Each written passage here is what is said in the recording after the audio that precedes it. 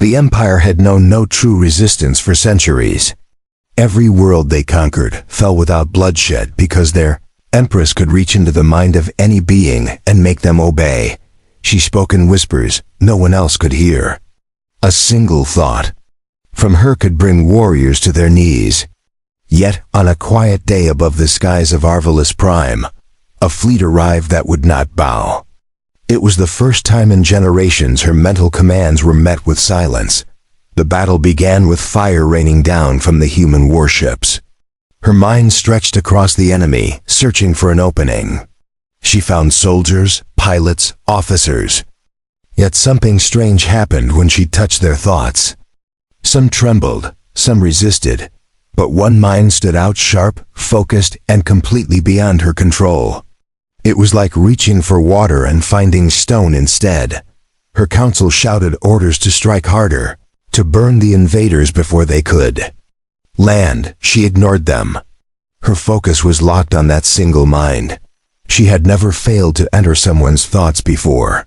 It was not fear that drove her now, it was curiosity. Who could resist the will of the Empress? She tried again, pushing deeper into his consciousness, but his mind was like a fortress she could not breach. The humans pushed through her fleet's defenses with surprising speed. Alien commanders tried to counter their tactics, but the humans moved unpredictably. She could feel the fear of her own soldiers spreading through her telepathic reach. This was not just war, it was chaos.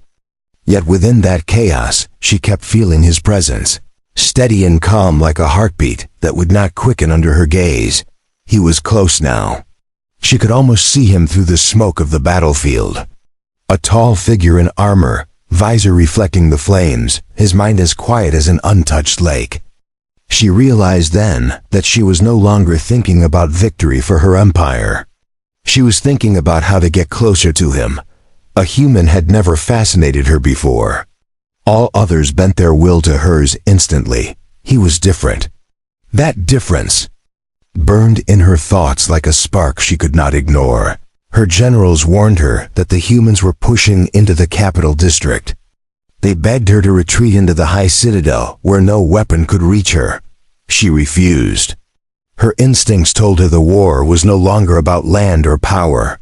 It was about the only mind in the galaxy that did not belong to her. She needed to understand why. She needed to see his eyes and know what kind of strength lived there.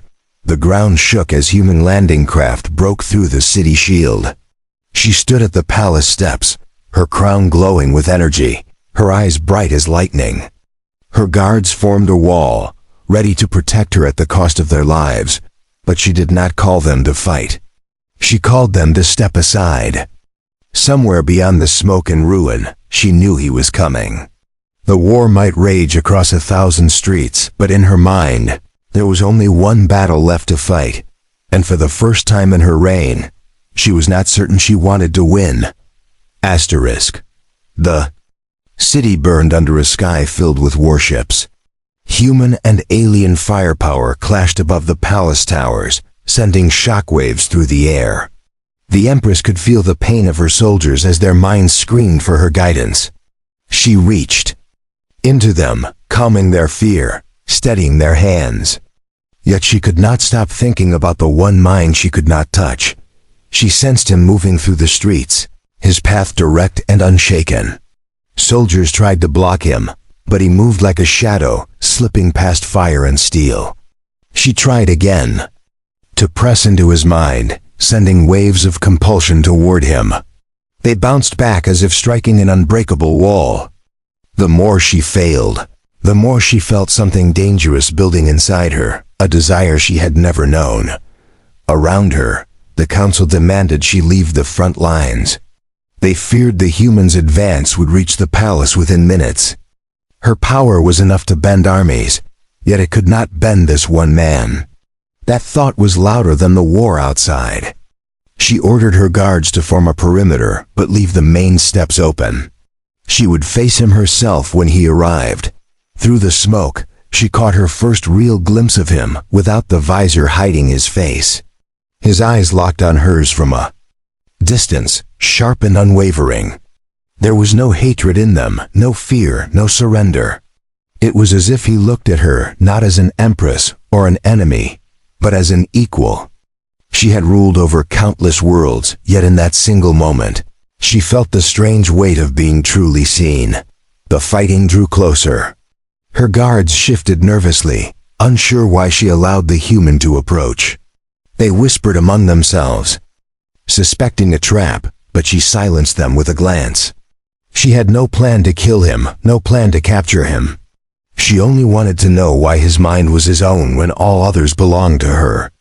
It was the first time in her reign that curiosity overpowered strategy. When he finally reached the base of the palace steps, neither of them spoke. The roar of battle became distant, as if the world beyond them had faded. She tried one last time to enter his mind, pushing her will like a tidal wave. It shattered against him, leaving her breathless. In the emptiness that followed, she felt something she had never expected: respect. The human raised his weapon, not in threat, but as a signal. Behind him, the human soldiers halted their advance. She realized then that he was a commander, and his men obeyed without question.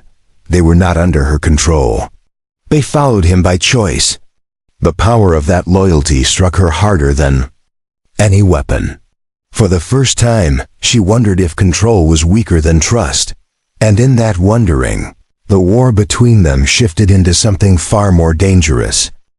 The two stood facing each other as the world burned behind them. The Empress had never been this close to someone immune to her command. She studied him carefully, every line of his face, every flicker of movement in his eyes. He was calm, yet there was an intensity in his gaze that matched the chaos around them. She could feel her control slipping, not over him, but over herself. He finally spoke, his voice steady despite the battlefield's roar. "You've tried to take my mind," he said, "but you cannot touch it." The words were not taunts. They were simply the truth. She felt the weight of them in her chest. She had never heard defiance without fear before. His voice carried no anger, only certainty. That made it even harder to look away. "You are the first," she admitted. Her tone was colder than she intended, as if protecting herself from the admission. "Everyone in this empire obeys me, yet you stand outside it." She did not know if it was accusation or admiration. Perhaps it was both. Her crown pulsed with light, its power still active, yet useless against him. The human lowered his weapon slightly. His soldiers behind him kept their distance, watching with tense discipline. "You think control is strength," he said. "But a mind that follows only because it is forced will never fight for you when it matters." She felt the sting of those words. They cut deeper than any blade. And still, she did not command him to kneel. She could not. Around them, the fighting slowed. Her own troops, still under her influence, hesitated as they sensed her focus entirely fixed on the human. The air between them felt heavier than the smoke above. She could not explain why the urge to win this battle was fading, replaced by something more dangerous, an urge to understand him. "You don't want to win this war," he said. His eyes narrowed slightly, not in threat, but in recognition. "You want to know why you can't win me?" The truth of it hit her like a blow. She could feel her heart beat faster, a rare sensation for someone who had long controlled her own emotions. Her voice came softer now. "Yes." He took a single step closer, closing the space between them to only a few paces.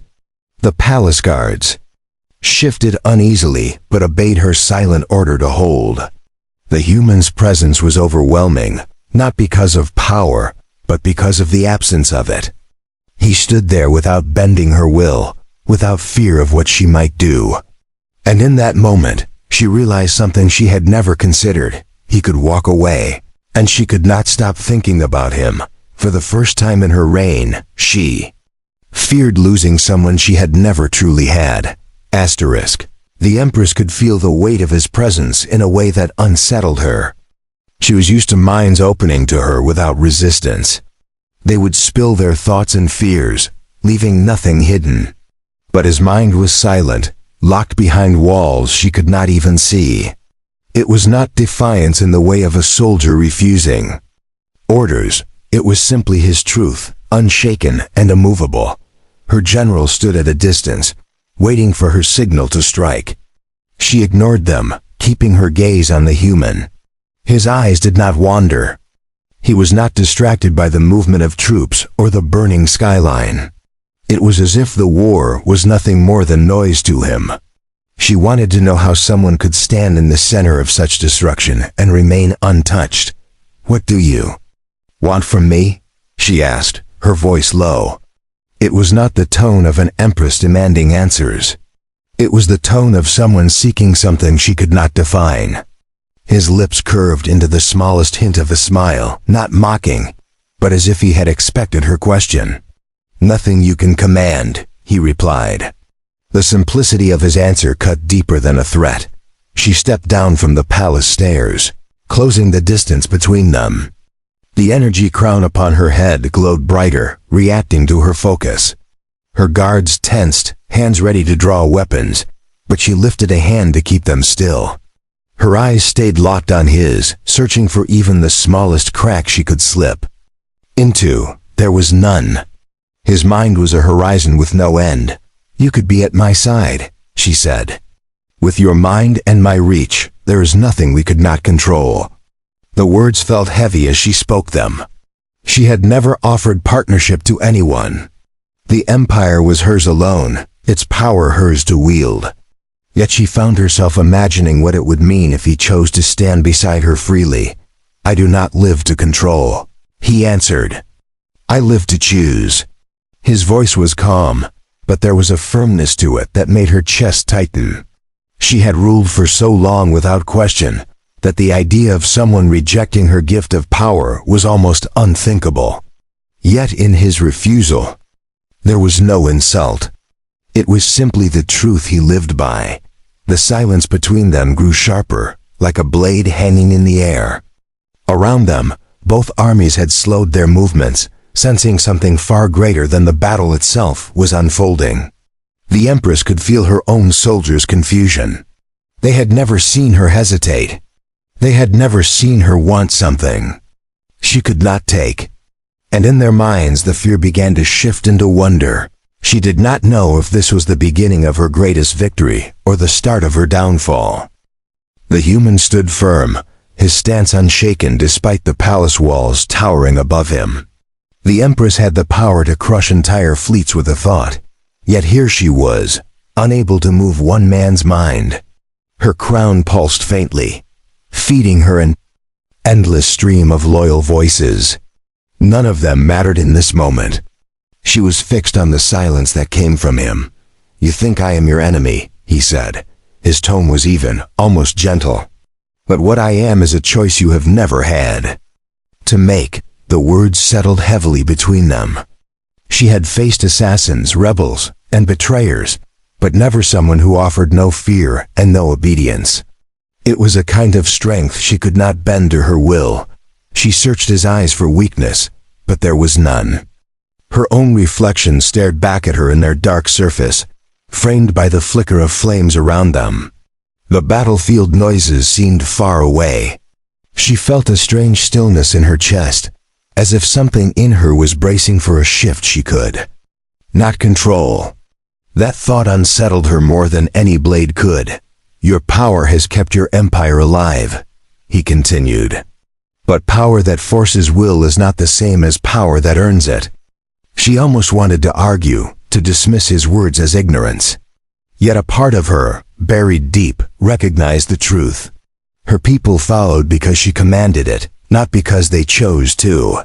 For the first time, she wondered what would happen if her hold over them broke. Her voice came quieter now, as though speaking too loudly might break the fragile tension. "You would have me give them freedom? They would tear this empire apart." The human's gaze did not soften. "Or they might save it," he replied. The certainty in his tone was not born from arrogance, but from belief. It was the kind of belief she had never seen in those bound to her will. She realized her hand had lowered without her command. The energy that always hummed at her fingertips faded slightly. It was not weakness, it was choice. She chose not to push against his mind again. The decision felt strange, heavy, and liberating all at once.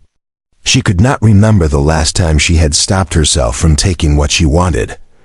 Around them, soldiers from both sides stood in uneasy stillness.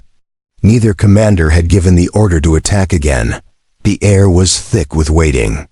Every eye was on the two figures in the center. The Empress knew her next words could decide not just the battle, but the course of the empire itself. And still, she hesitated, because for the first time in her reign, she wanted to hear someone else's answer before she gave her own. Asterisk. The Empress drew a slow breath, her eyes locked on the human before her. Around them, the battlefield waited. Intense silence. She could feel the thoughts of every soldier in her empire pressing against the edge of her mind, waiting for her to command them. But for the first time, she did not give the order. She was holding back, not from weakness, but from a feeling she could not name. The human's gaze was steady. There was no triumph in his eyes, no mockery at having resisted her power. Instead, there was a quiet patience, as though he knew she was standing on the edge of a choice that could change everything. "If you want to know why I cannot be controlled," he said, "then you must be willing to meet me as I am." His voice was calm, but each word felt deliberate, carrying weight beyond their sound. Her instinct was to shield her mind. For as long as she could remember, no one had truly seen her thoughts. She had shown others illusions, fragments, carefully chosen images to inspire loyalty or fear. But never had she revealed the truth of herself. To open her mind to him would be a risk greater than any weapon. Yet she found herself considering it. "What happens if I do?" she asked. Her voice was quieter than the wind moving through the shattered streets. "Then you will understand," he replied. He did not promise victory. He did not promise safety. He only offered understanding. She could not recall a time when she had been offered something without demand or manipulation in return. The crown upon her head pulsed once, sensing her hesitation. It urged her to act, to tighten her hold on the minds around her before doubt spread. She ignored it. Slowly, deliberately, she stepped closer to the human. The air between them seemed to hum with tension. She reached out, not with her power, but with her presence, and lowered the walls around her mind. For the first time, someone saw her without the shield of her authority. He would see the weight she carried, the endless chorus of thoughts she bore, the loneliness of never hearing. A voice that was truly free. The sensation was both terrifying and strangely light, as though she had been holding her breath for years and was finally letting it out. His expression did not change, but she felt something shift in the air. It was as if he accepted what she had shown him without judgment. He did not try to take control. He did not push into her thoughts further than she allowed. In that moment, she realized that the strength she could not command was built on choice, trust, and the refusal to take more than what was given. And for the first time, she wondered if this man might be the only one who could change her empire without destroying it. Asterisk. The Empress stood motionless, her mind still open to him. Around them, the air felt charged, as if the silence itself carried weight. Her soldiers shifted uneasily, sensing something beyond their understanding. The humans behind him held their ground, disciplined and alert. No one moved because every warrior on both sides understood that the center of the war was no longer fought with weapons. The human spoke first, his voice low but carrying clearly across the ruined courtyard. "Now you know," he said. His words were not sharp, nor were they soft. They simply were, unshaken and certain. She had seen many men try to impress her with bravado or submission. This one did neither. He simply stood, allowing her to decide what would happen next. She closed her mind again, not to shut him out, but to protect what she had just shared. That moment had been more vulnerable than any wound she had taken in battle. For a brief instant, she had let herself be seen without the shield of her power. Now standing before him, she felt something rare in awareness that she might want him to stay. "You have given me something no one else has," she said. Her voice carried over the stillness, reaching not just him but the soldiers who waited. "You have met me without fear, without bending, without seeking to take." She did not look away from him. The moment felt like a thread pulled tight between them, fragile yet unbreakable. "What will you do with that?" he asked. His question held no urgency, yet it struck her harder than any demand. She could order her army to crush his forces. She could end the human's life here and now. But she could also step into something untested, a path where control was no longer the only strength she knew.